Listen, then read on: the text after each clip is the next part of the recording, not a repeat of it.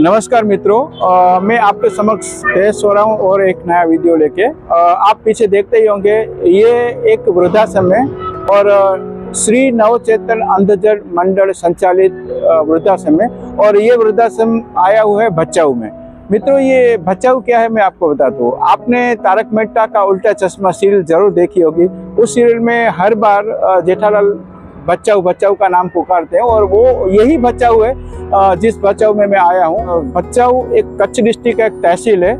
उस तहसील में ये वृद्धाश्रम आया हुआ है और इस वृद्धाश्रम में काफ़ी वृद्ध रहते हैं। और इस वृद्धाश्रम की एक सबसे अच्छी चीज़ ये है कि ये वृद्धाश्रम है ना, इस वृद्धाश्रम में अंधजन लोग, मतलब प्रज्ञाचक्षु लोग हैं, जिनकी नज़र नहीं है, वैसे लोग भी हैं और सामान्य लोग भी हैं। मतलब इस वृद्धाश्रम में दो टाइप के वृद्ध रहते हैं और महिला पुरुष दोनों हैं, मगर दो टाइप के हैं कि प्रज्ञाचक्षु भी हैं और सामान्य वृद्ध भी हैं। और इस वृद्धाश्रम का संचालन करते हैं श्री वनराज सिंह जाडेजा। तो जो वनराज सिंह हैं वो भी बहुत अच्छे इंसान हैं और बुजुर्गों की काफ़ी सेवा करते हैं। तो हम जाएंगे, सारे वृद्धाश्रम का दौरा करेंगे, आपको एक एक बुजुर्ग से मिलाएंगे और वनराज सिंह से भी बातचीत करेंगे। तो आप चलिए मेरे साथ, जाते हैं अंधजन मंडल संचालित भचाऊ वृद्धाश्रम में। आप चलिए मेरे साथ।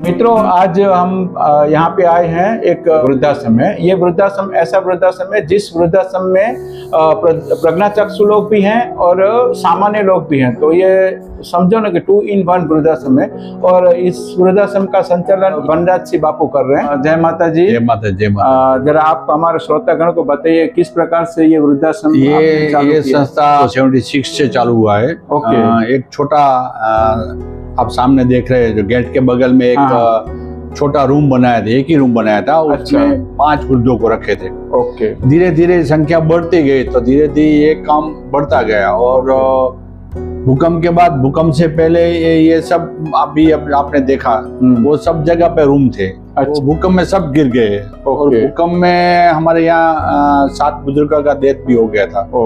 तो उनके बाद ये खड़े किए। अच्छा। क्योंकि यहाँ ऐसे पूरा हिंदुस्तान से लोग आते हैं। अच्छा। ज्ञाति बाद है, कोई ज्ञाति नहीं। तो यहाँ पे किसी बुजुर्ग को आप एडमिशन देते हैं, मतलब किस प्रकार से देते हैं? उनसे कुछ लेते हैं कि आधार कार्ड लेते हैं और राशन कार्ड लेते हैं और 2 फोटोग्राफ लेते हैं। अच्छा। बस वही। सपोज किसी के पास आधार कार्ड तो चलो होता है शायद सबके पास, अगर राशन कार्ड नहीं है ऐसा, तो हम चलाते हैं राशन कार्ड। या तो यहाँ उसकी सुविधा, जो राशन कार्ड हम यहाँ मामदार ऑफिस भचाऊ में है, तो वहां से हम निकलवा लेते हैं। हमारा संस्था का लेटर पैड पे लिख के देते हैं कि यह आदमी हमारे पास रहता है, तो उसका राशन कार्ड निकल जाता है। और उसके साथ फैमिली मेंबर होता है तो ठीक है, नहीं तो उसके आड़ोस पड़ोस में भाई बंद दोस्त रहता है, उसका भी साइन वो छोड़ने आता है, तो हम वो स्वीकार करते हैं और एडमिशन देते हैं। ओके। तो बापू चले अपन मुलाकात लेते हैं सारे वृद्धों की, मुलाकात लेते हैं, वृद्धाश्रम का भी दौरा करते हैं। चलिए। हाँ जी, चले। चलो मित्रों, आपको दौरा कराते हैं। ये बापू हमारे साथ जुड़ेंगे और एक एक वृद्ध से मिलाएंगे और वृद्धाश्रम का भी हमको पूरा जानकारी देंगे। चलिए बापू, चलिए।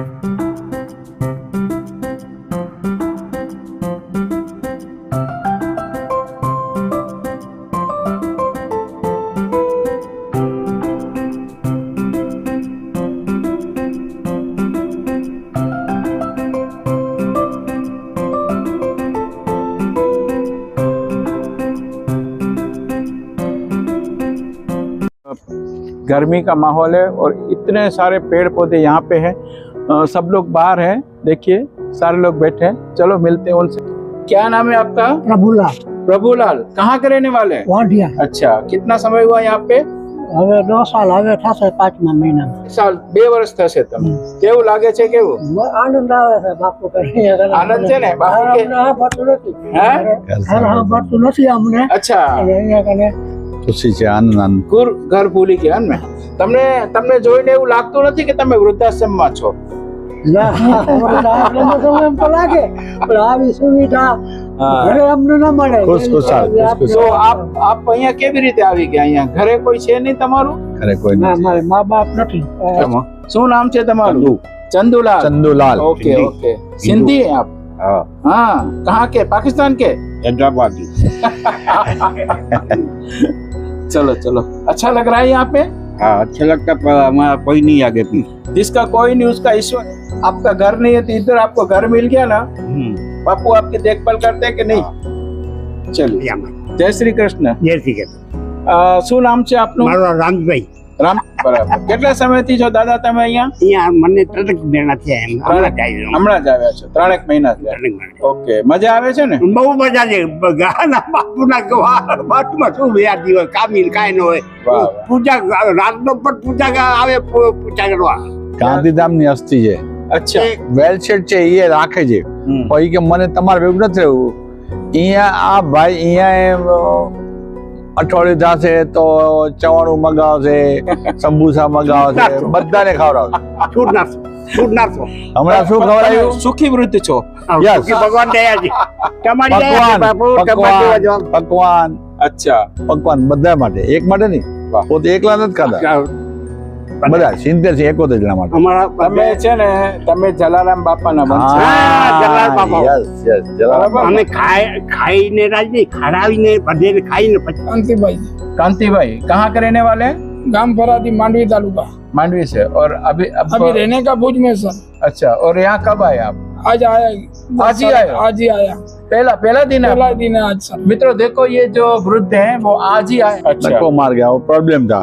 हाँ। तो घर पे वो बैठ नहीं सकता है। हाँ। तो वो बोला कि चलो मेरे को आश्रम में छोड़ने का। तो बेटे को बोला कि मेरे को आश्रम में छोड़ दो। तो आपके बेटे ने आपको यहाँ छोड़ दिया? हाँ, बेटा आज सुबह आया था। हाँ, इनकी मर्जी से आए। मतलब आपका बेटा आपको भेजना नहीं चाहता था? नहीं चाहता। आप जानबूझ के आ गए? मैं बोला उधर ही सही रहेगा। खुद अच्छा, खुद आप खुद आए अपनी मर्जी हाँ, से आए। हाँ। आज से लोग ये क्या हुआ, क्या है पैर में? लकवा मार गया। लकवा है? हाँ। तो यहाँ तो आपकी सेवा हो जाएगी। अच्छी। मित्रों, ये 2 बुजुर्ग झूले में बैठ के आराम फरमा रहे हैं, तो मैं सोचा थोड़ी बातचीत इनसे हो जाए। क्या नाम है आपका? कानजी भाई। कांजी भाई। कहाँ के रहने वाले आप? भावनगर। भावनगर। और आप? मुंबई ना से मैं। आप मुंबई? मतलब हर स्टेट से लोग हैं। ये महाराष्ट्र से हैं, ये तो गुजरात से है, मगर भावनगर यहाँ से बहुत ही दूर है। तो તમે અહીંયા કેવી રીતે આવી ગયા કાકા? બાપા સીતારામની દયાથી આવ્યો અમને. કાંઈ ઓળખાણ નહોતી. अच्छा, તો બાપુને મળ્યો, બાપુએ દિલીપભાઈ વળે રાખી લીધો. બરાબર. 2 વર્ષ થઈ ગયા. 2 વર્ષ થઈ ગયા. કેવી સેવા થાય છે અહીંયા? એમાં કાંઈ અધૂરું છે નહીં. ને? ઘર યાદ જ ન આવે. બરાબર. શરીર સારું થઈ ગયું. બીમારી હતી એ બધી બાપુએ દવા કરાવડાવી अच्छा। અને કોઈ જાતની તકલીફ નથી.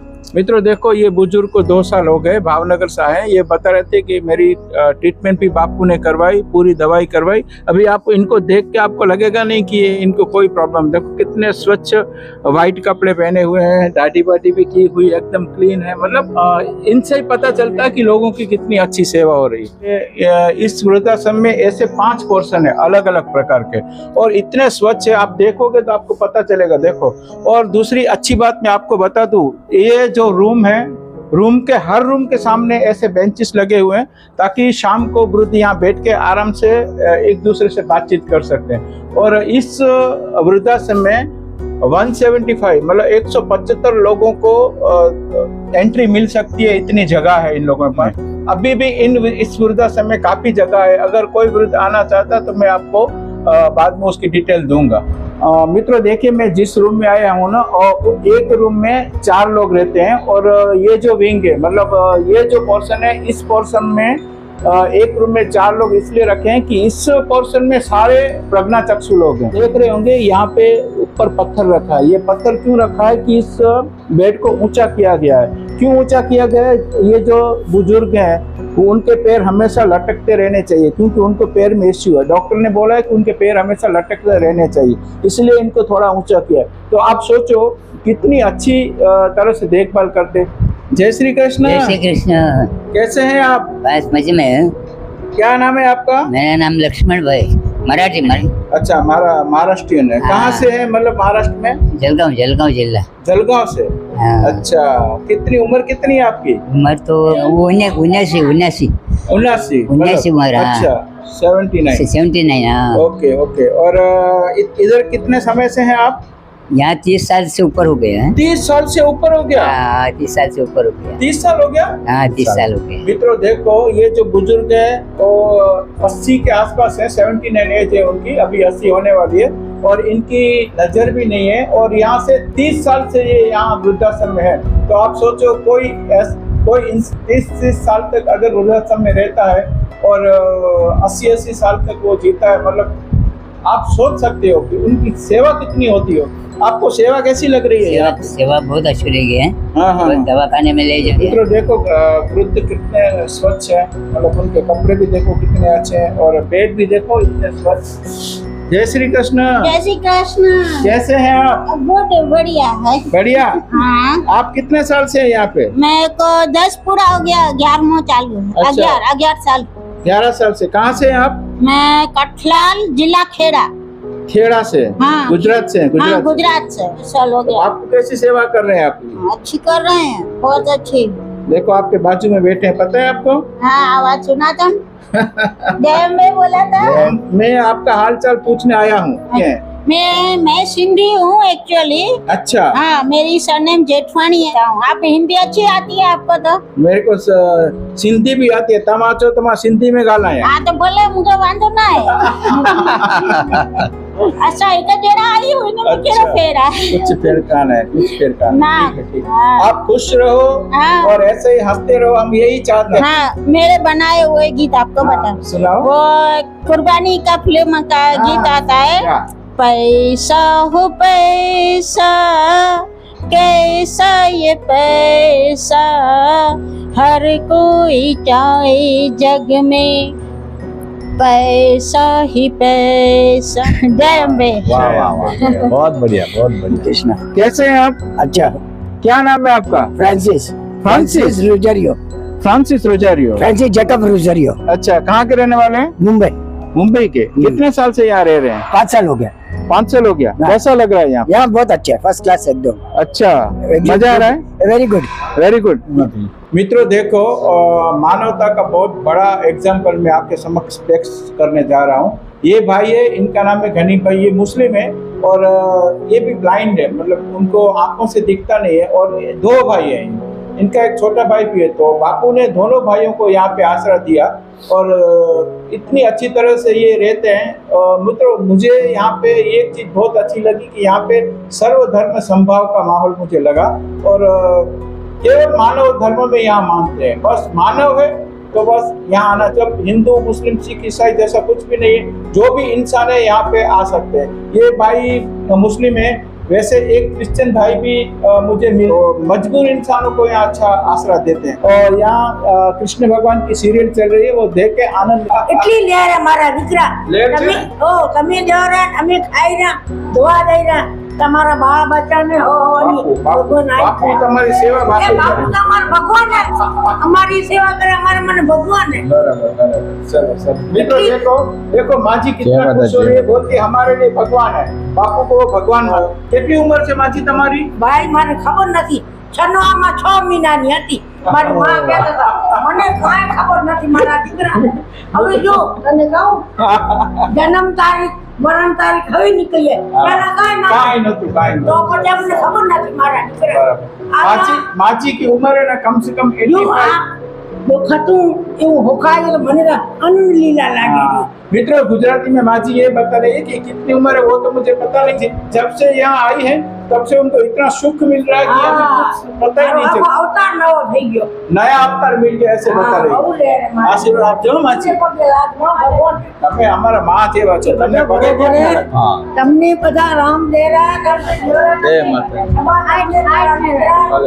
તમને કેમ છે માજી? હા રે ઈ બરાબર જ છે। હા, તમે કેમ છો? કેટલા સમયથી છો તમે અહીંયા? આ ચોથું વર્ષ। ચોથું વર્ષ ચાલે છે। हाँ। કેવી સેવા થાય છે અહીંયા? બરોબર बराबर से। माजी आप कहाँ से हैं? મુંબઈ मुंबई से हैं? बॉम्बे थी। अच्छा, कितना समय हुआ आपको? થોડાક સમય थोड़ा समय हुआ। क्या नाम क्या है आपका? રીટા રીટા બેન। માજી તમે કેમ છો? કેવું લાગે છે માજી? સારું લાગે છે ને? अच्छा। કોઈ નથી લાવારીસ, કોઈ તમારું કોઈ નથી? ઘરવાળા નથી, છોકરો નથી, અને ઓજા ચડે છે, આગળમાંથી દવા લાવે છે। अच्छा, કેટલા સમયથી છો તમે અહીંયા? અહીંયા શ્રાવણ મહિને તો એકદમ શ્રાવણ મહિનાથી આવી છું પહેલા। अच्छा, मतलब आप ઘરમાં કોઈ નથી? કોઈ નથી।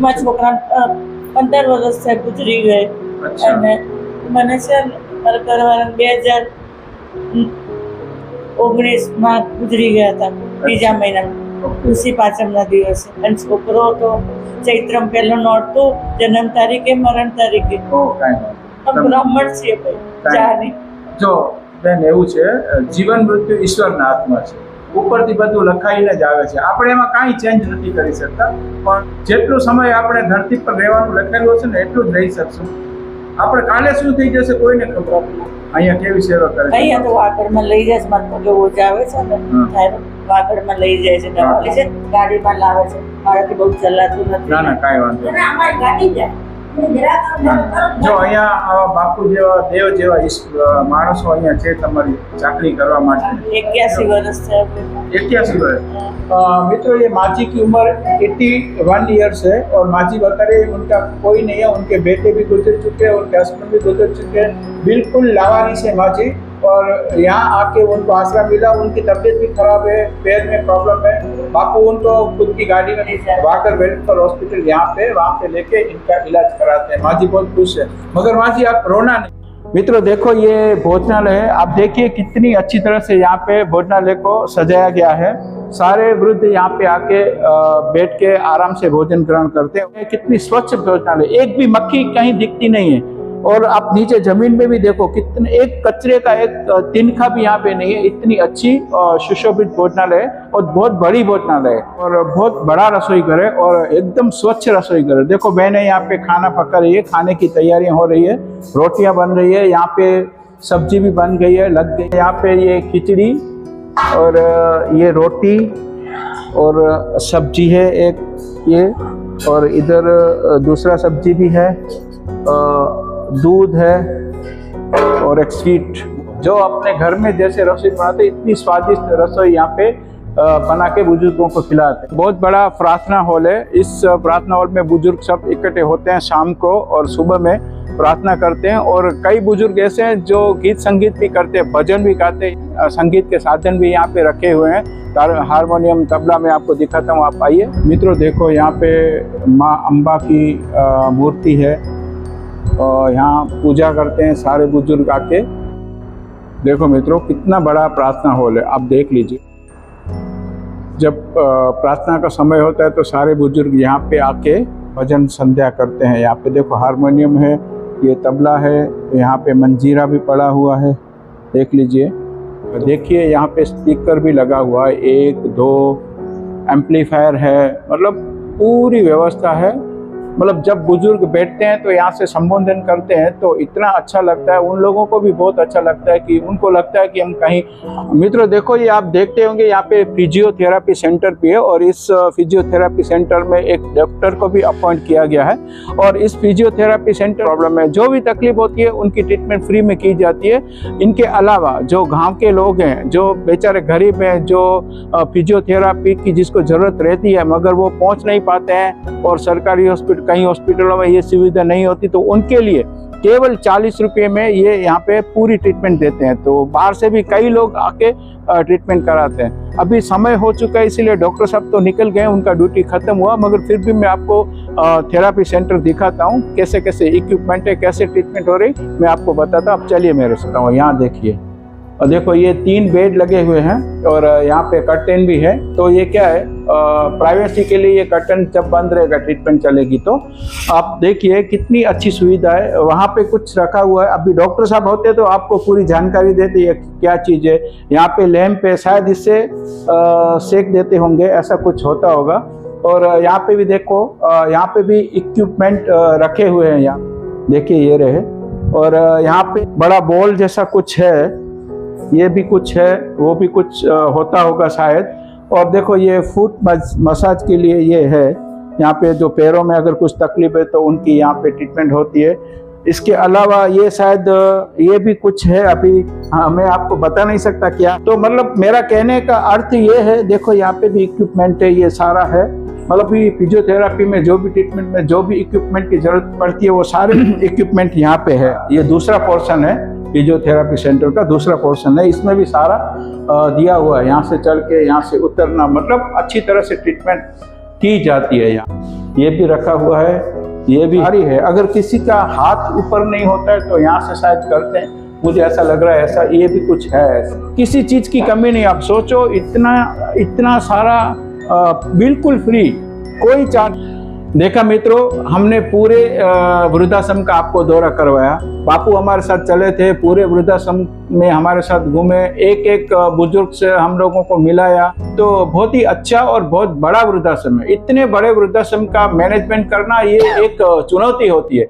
तो ऐसे लोग हैं हमारे समाज में, मतलब जो सामान्य लोग रहते उनका भी देखभाल कितनी तकलीफ होती है। तो ये तो ऐसे प्रज्ञाचक्षु लोग हैं जिनकी आंखें नहीं है, जिनकी नजर नहीं है, देख नहीं सकते। से ऐसे बुजुर्ग मुझे मिले जो 30 साल से यहाँ पे रह रहे हैं। तो आप सोचो, ऐसे लोगों की सेवा करना कितनी बड़ी सेवा है। 85 ईयर्स तक कोई आदमी अगर जीता है तो उनकी अच्छी देखभाल होती होगी तभी वो जी पाते हैं। नहीं तो आप सोचो, तो सामान्य व्यक्ति भी 85 तक कहाँ पहुँच सकते हैं। तो मित्रों, यही है सबसे बड़ी और सच्ची सेवा। बापू बहुत धन्य है, आपको बहुत अच्छी सेवा कर रहे हैं, मुझे तो बहुत ही अच्छा लगा।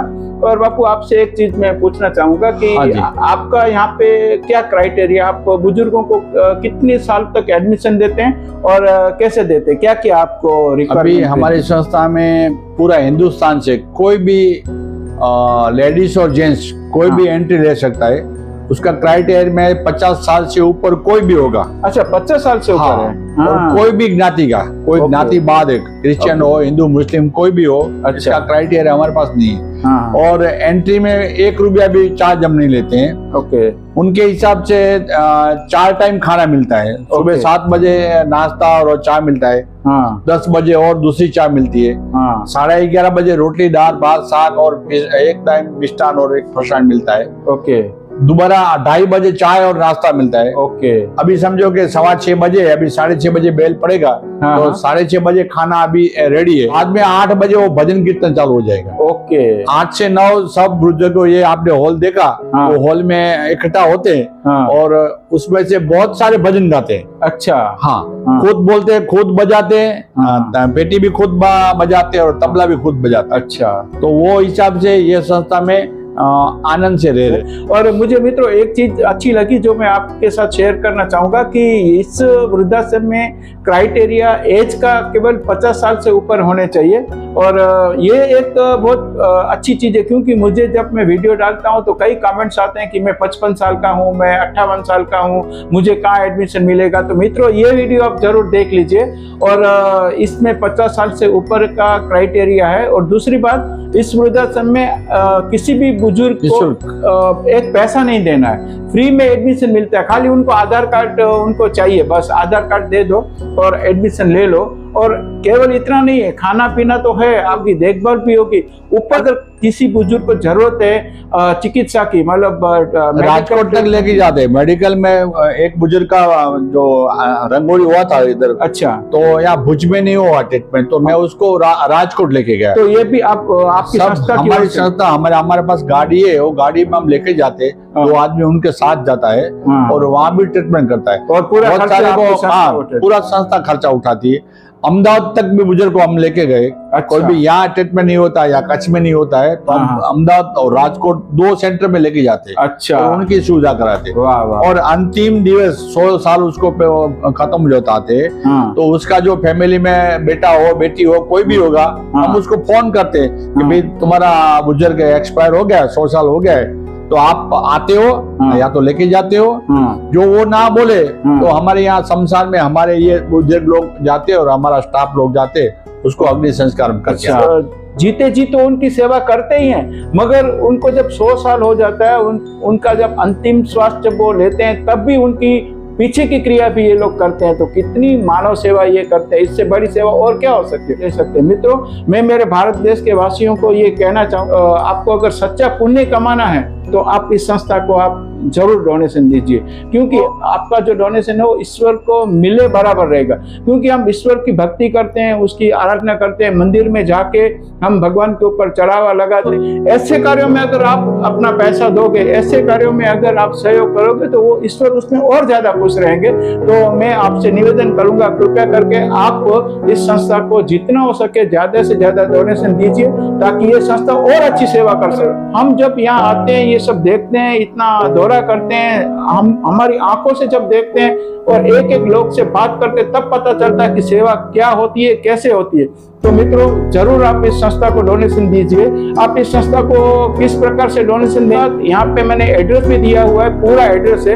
एड्रेस के नीचे फोन नंबर भी है, वहां पे आप कांटेक्ट करो, एड्रेस भी पढ़ लो। अगर आपको आना है तो कैसे इस फोन नंबर पे इस ऑफिस के जो असिस्टेंट है वो फोन उठाएंगे और किस प्रकार से एडमिशन मिलेगा वो सारी जानकारी आपको मिल जाएगी। तो बापू आपका बहुत आपका खूब धन्यवाद, आपने हमें इतना सहयोग दिया। ये जो आपकी संस्था का वीडियो पूरे भारत में जाएगा, सब लोग देखेंगे, उनको भी पता चलेगा। मित्रों मैं आपको एक चीज बताना चाहूंगा, ये जो वृद्धाश्रम का वीडियो मैं बना के प्रस्तुत करता हूँ, लोग उनको बहुत सराहना करते हैं और ये चाहते हैं कि ऐसी जानकारी लोगों को मिले। और एक चीज मैं आपको बताना चाहूंगा मित्रों, कई लोग ये समझते हैं कि वृद्धाश्रम नहीं होने चाहिए, मगर मैं जब से वृद्धाश्रम में घूमना चालू किया है, जब से मैंने वीडियो बनाना चालू किया, मुझे लगता है कि वृद्धाश्रम होने चाहिए। क्यों होने चाहिए? क्योंकि पॉजिटिव और नेगेटिव थिंग्स को हमको नहीं सोचना, हमको केवल ये सोचना है कि बहुत सारे ऐसे लोग होते हैं जो दुखी हैं, जो ऐसे ही मतलब सड़क पे ही अपना जीवन खत्म कर देते, ऐसे लोगों को यहाँ पे सहारा मिलता है। जैसे मगर बाकी जो अपने माँ बाप को नहीं रखना चाहते वो अपना कर्म करते हैं, वो जो करे उनका हिसाब भगवान ले लेगा। मगर ऐसे काफी लोग हैं, जैसे प्रज्ञाचक्षु लोग है बेचारे, 2 मुस्लिम भाई है, आंखें नहीं है, माँ नहीं है, बाप नहीं है, तो ऐसो को इधर रखना सहारा मिलना चाहिए। सहारा तो है, सहारा है तो सब कुछ है, सब कुछ है। चलो आपको बहुत बहुत धन्यवाद, चलो धन्यवाद।